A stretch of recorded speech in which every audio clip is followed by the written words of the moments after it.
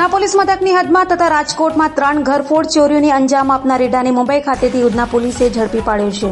સુરતમાં વધી રહેલી ચોરીની ઘટનાઓ રોકવા સુરત પોલીસ કમિશનર અનુપમસિંહ ગેહલોત તથા ખાસ police commissioner sector 1 Wabang Jamir અને નાયબ પોલીસ કમિશનર ઝોન 2 ભગીરથ ગઢવી, નાયબ police commissioner C division Chirag પટેલના માર્ગદર્શન હેઠળ ઉધના પીઆઈ એસ.એન. દેસાઈ અને સેકન્ડ પીઆઈ જે.એસ. જાંબેના માર્ગદર્શન હેઠળ પીએસઆઈ એસ.ઝેડ. પટેલની ટીમ પેટ્રોલિંગમાં હતી ત્યારે અનારમાં હેડ કોન્સ્ટેબલ કમલેશ તથા અનારમાં પોલીસ કોન્સ્ટેબલ ભાવેશ અને નાગેન્દ્રસિંહે ઉધનામાં થયેલ ઘરફોડ ચોરીના ગુના મામલે સીસીટીવી કેમેરાની તપાસ કર્યા બાદ હ્યુમન સોર્સિસની મદદથી આરોપીનું પગેરું શોધી કાઢી મુંબઈ ખાતે જઈ ત્યાંથી રીઢા ઘરફોડ ચોર એવા સિરાસ જમઈ ખાનને ઝડપી પાડ્યો હતો અને સુરત લાવી પૂછપરછ કરતા રીઢાએ કબૂલાત કરી હતી કે ઉધનામાં ચોરી કર્યા બાદ 8 દિવસ પછી રાજકોટ ખાતે જઈ ત્યાં એક દુકાનમાંથી રોકડ અને મોબાઈલ ચોર્યા બાદ ફરી રાજકોટમાં દુકાનમાં ચોરી કરી હતી.